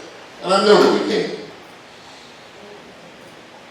We can point out problems, but we can't offer viable solutions. But that's what the Community Solutions meeting is for. And when we have our next Community Solutions, one of the things we will be talking about is finances. Because we want to make sure that people have a better understanding as far as that is concerned, and how this actually works. I honestly believe that the vast, vast majority of people in this city have a really good heart, and they really want to see the city move forward. I honestly believe that those who act to the contrary are doing so out of ignorance, because they just really honestly just don't know. Now, unfortunately, with government, we do have a certain degree of trust that we have to have in our leaders. And so at this particular point in time, we're people that have to be trusted. And we are hoping, we're grateful that many of you, if not most of you, have decided to trust us in our leadership. But for those of you who have a difference of opinion, we want to offer you something. And we're going to offer you an opportunity to come to the table and bring some ideas, some viable solutions. We want you to come to the table and bring viable solutions. Because if for some reason you believe that you can do it better, and at times, honestly, there are some people that can, because they have a certain skill set. We're going to open up that door. So the last time I think I spoke, I offered an olive branch. Now we're opening doors. And we're going to open that door for you to walk through and bring your ideas and your skills and your knowledge and your background and your connection to help the city that you say that you love? Well, we're going to see, because your opportunity is coming, and your opportunity is coming very soon. Every single person that gets up in public comment that has an issue with the city, we want you to become a part of the solution and help to solve that problem. And we're going to do everything that we possibly can to provide you the tools that are necessary to do so. We're going to provide you all of the information that is necessary for you to be able to do so.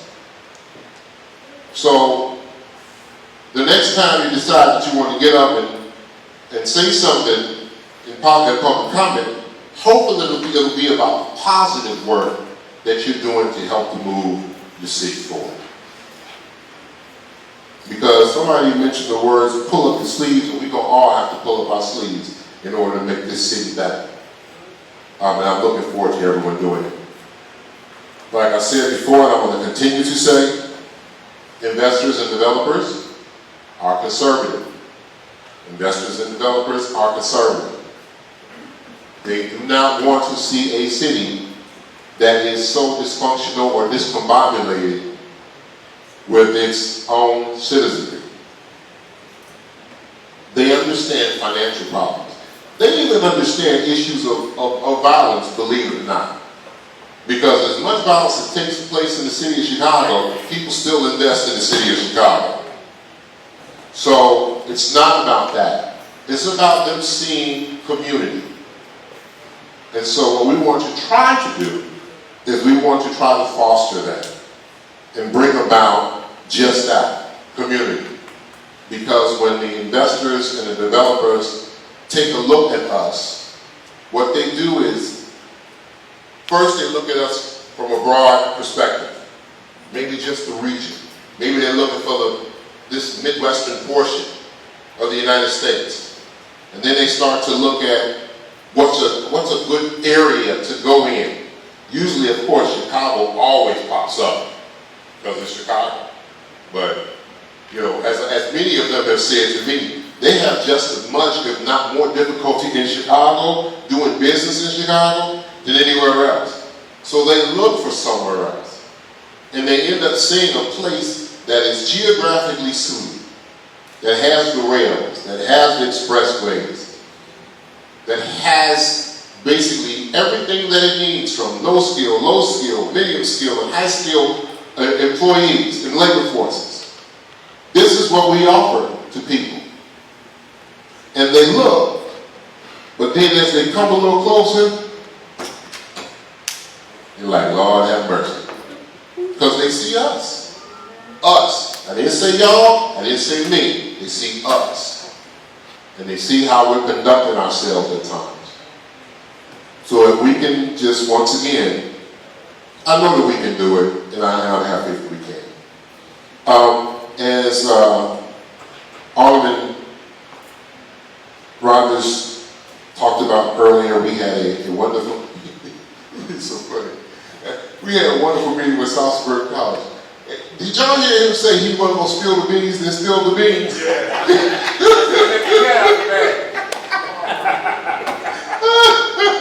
That is so funny.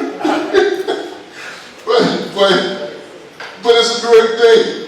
And we had a really wonderful meeting. And I look forward to, you know what, and this actually, and I will say this, it was such a good meeting that this is just the beginning of a continued and growing relationship with the college.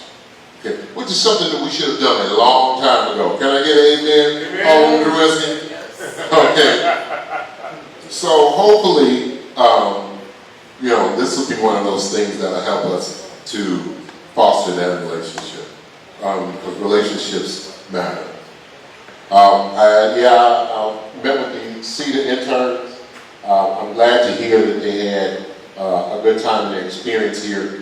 I did absolutely nothing once again. It wasn't me, that was the team. How many interns was it again? 10. And I look forward to next year there being more. because it was, at least from their expression, it was an absolutely wonderful experience, and we were glad to have them here. It touches the heart to see young people actually get involved in any shape, form, or fashion. I wish that we had more. This is to the younger people who may end up watching this, and I wish we had more because we really need you. None of us are getting younger. Some of us think that we are, but we just lying to ourselves. We all get older, and as we are getting older, we need to be investing in those younger people and giving them reason to stay here in our city and giving them opportunity to stay here in our city. So they have blessed me just as much as the city has blessed them.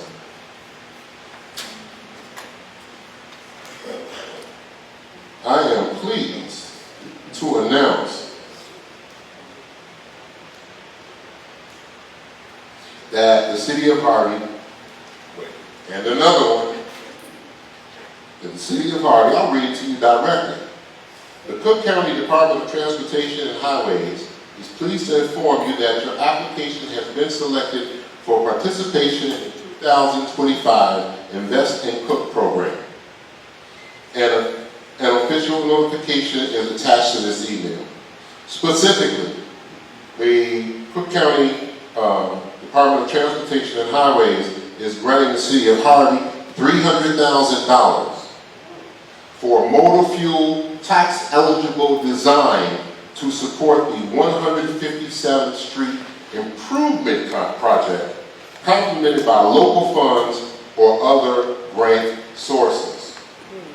Now, this is really important, as many of the grants. First of all, it once again shows that there are people who are willing to trust us with money. So, we're doing a damn thing. And I'm so glad, for everybody that has something to do with that. Because it shows that they're willing to trust us with money. And we get the money and we do with the money what we say we're going to do. That's what we do. You want to know what's happening with the finances? I'll tell you exactly what happened with the finances. We doing with it what we say we don't do. So this particular project goes to 157th Street. If many of you remember, when I first took office, we shut down 157th Street between Lathrop and Main, correct? This thing is between Lathrop and Main. We shut it down for really good reasons. And we had to, once again, bear the brunt of the negativity and everything. But the reason why it was shut down is because the street was not lined. While the state was repairing and widening out 159th Street, trucks started using 157th Street as their alternative route. And because they were using 157th Street as their alternative route, and that street was not designed for that type of traffic, it wore out the street, tore up the street, okay? And some of you, especially those who live in the area, remember some of the very large, extremely large sinkholes that came as a result of it. So, it became, honestly, just a danger. But we didn't have the funds to fix it. And I'm not going to say why we didn't have the funds. Because they hate when I say that. Say it. Because we was $164 million in debt. Because that's what this administration inherited. We didn't have the bonding capacity to be able to afford to float a bond to fix those types of projects because we had been banned from participating in bonds, and our previous mayor had been banned from participating in municipal bonds for life. So, we couldn't fix it. And since 2019, we have been trying in every way that we possibly can to get funds to try to do so. Now, let me go back. Let me just say this. Sometimes when I hate on Eric, and I'm going to call him Eric right now, You know, people are like, what are you doing today? What are you doing here? Me and Eric have been friends for God knows, I don't even know how long. So, and we cool.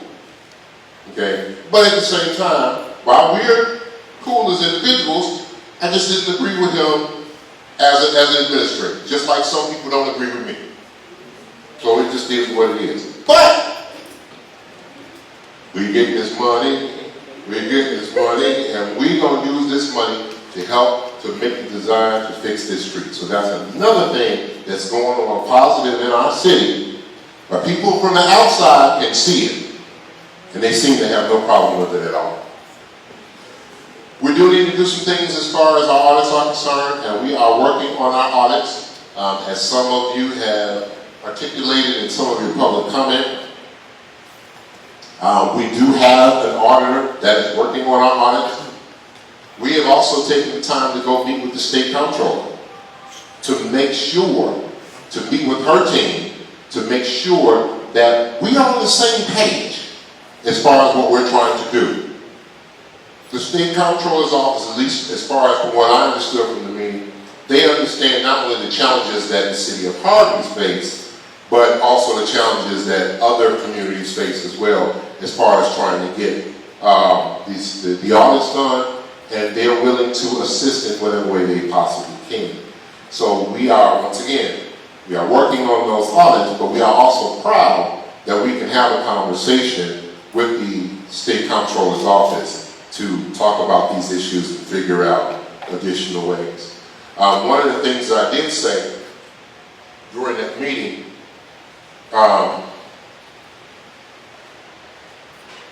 that we welcome a forced audit.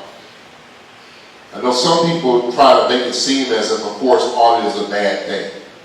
I really don't see it as a bad thing, because when I was an alderman, I fought for us to have these audits.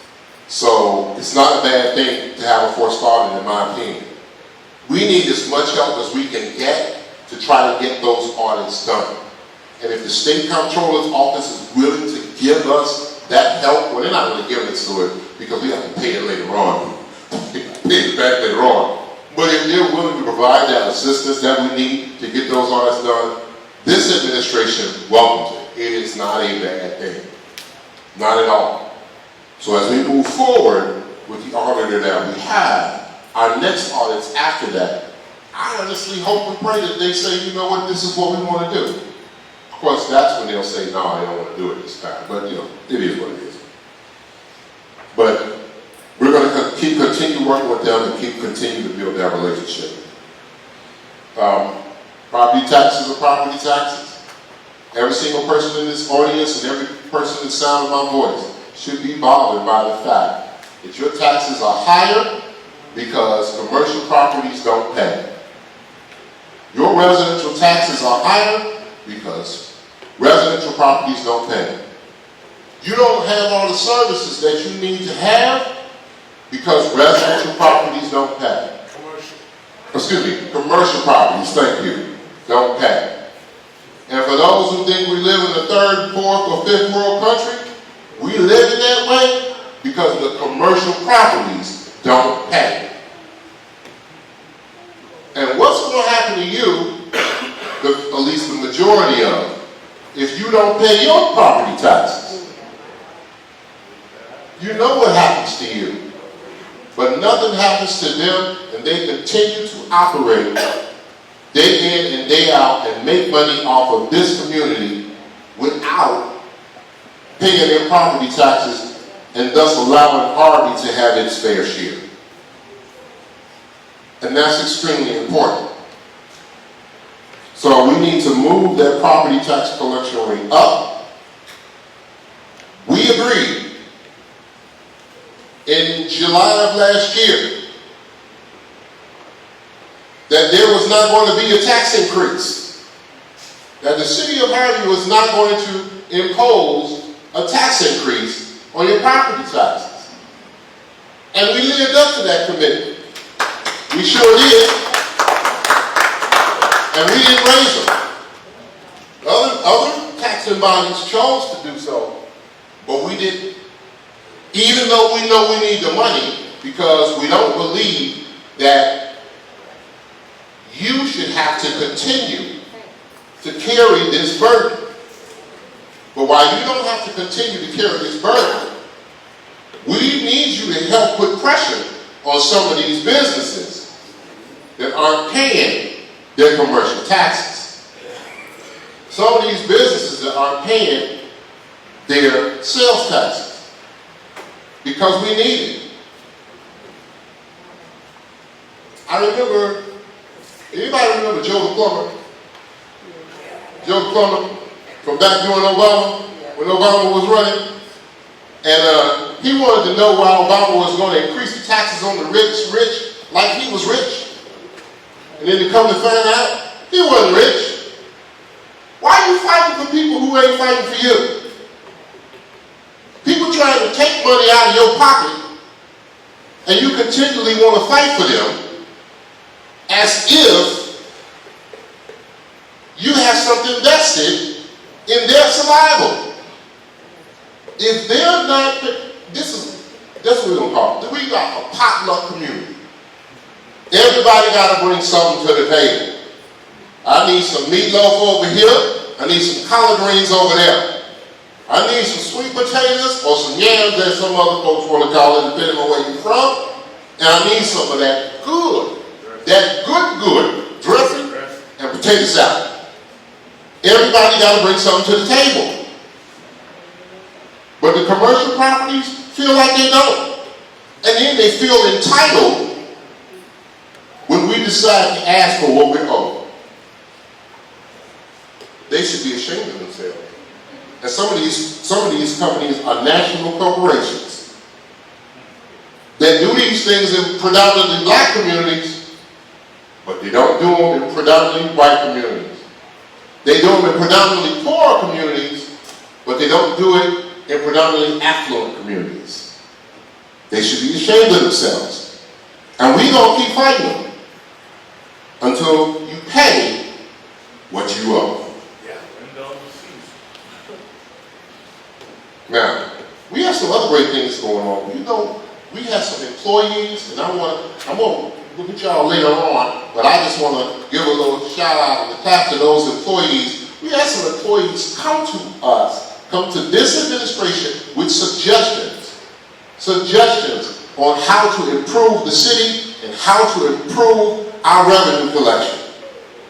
They came with solutions. These are employees.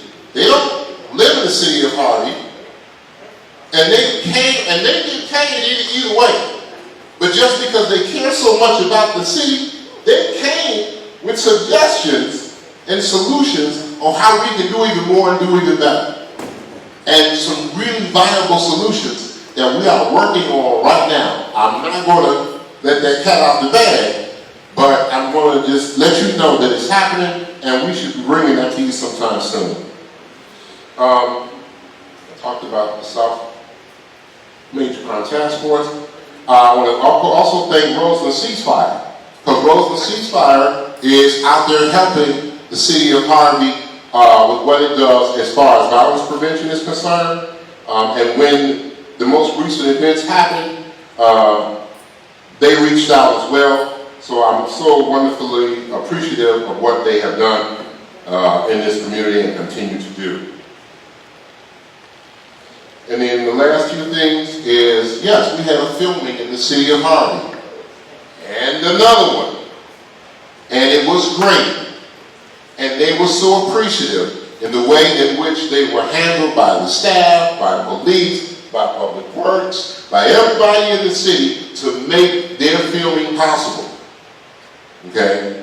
And I was on set, that's right, on set. On the day of filming, and if anyone got a chance to ride through downtown Harvey during the time, a few days before filming or a few days after filming, you got a chance to see what it looked like.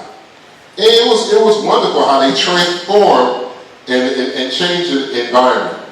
So I'm really pleased about that, and I'm hoping that they will come back. I believe that they will, and we will be able to once again. It wasn't an embarrassment to the city like some people said. They were happy to be here. They were pleased to be here. And so we were happy to have them. We are looking for an attorney, as Cesar Suarez said, to help us with property acquisition. This is a kind of a advertisement. If we have any attorneys out there that are interested, please reach out to the city, 708-210-5300. You can ask for Cesar Suarez, or you can ask for our city administrator, Corrine Davis, because we need attorneys to help us with property acquisition. It's difficult. A lot of times people think that all of this property that's vacant is owned by the city. It's not. It's privately held properties, and then it makes it difficult for the city to be able to do something with these properties. So we want to be able to do so, and if we can get some attorneys to give us a call and help, we appreciate it. We are continuing to grow. Bottom line, we're continuing to grow. More and more businesses are coming into the city. We're dealing with more applications for permits, licenses, contractor licenses, and things of that nature. I know there are some who think that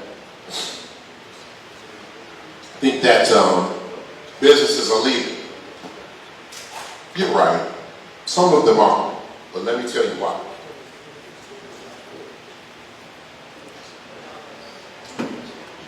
Besides the fact that some of these businesses don't pay their fair share, which I believe that they should pay their fair share, and if they go, oh well, because they had a chance to do it the right way. I remember as I was growing up, I'm going to call it out. When I was growing up, I used to go to a Chinese food restaurant here in the city of Harvey. Boy, that Chinese food was good. I loved it. And from 19 whatever it was, I don't know, maybe the 80s, all the way to 2019, I sure enough loved eating that Chinese food. And then I became mayor. And we decided that we were going to partner with Cook County Health and Sanitation and start inspecting some of these places. And the one thing that I found out about this Chinese food place is while I really loved their rice was moving. Yeah, the rice was moving. And not because I was using my fork. It was moving on its own. And so it couldn't continue to do business in the city of Harvey. Remember when the Popeyes chicken phase with the biscuits and the chicken sandwiches was going on, and people was around the corner? We went to the Popeyes on 147th and Hudson, and we found rat droppings and every other type of thing there. I heard someone say it's still there.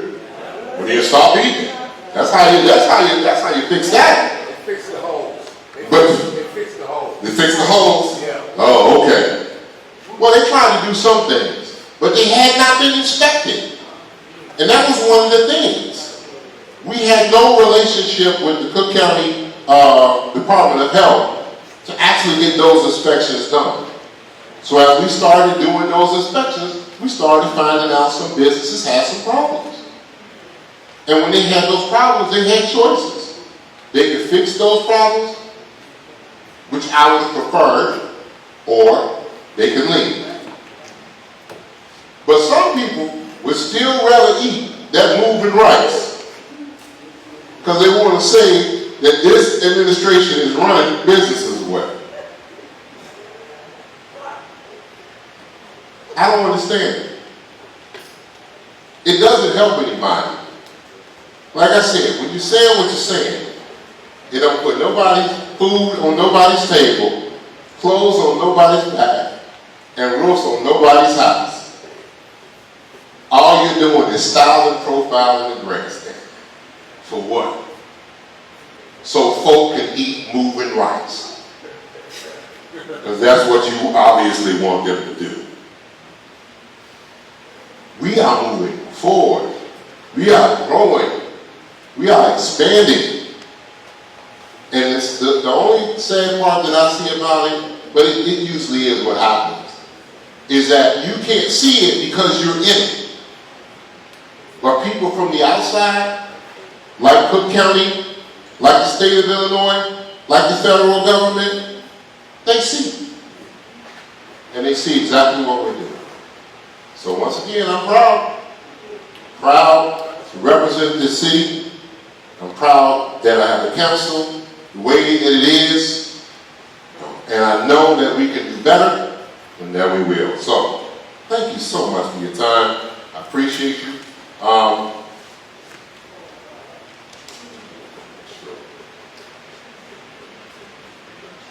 If you would be so kind, all the minutes to get us that, those proclamations, the names of any of the other alderpersons need a proclamation, please let us know so we can get that.